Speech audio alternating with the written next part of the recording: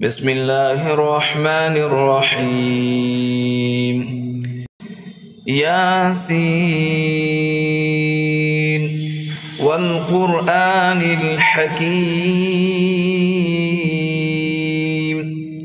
إنك لمن المرسلين على صراط مستقيم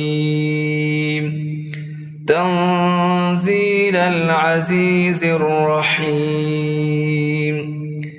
لتنذر قوما ما أنذر آباؤهم فهم غافلون لقد حق القول على أكثرهم فهم لا يؤمنون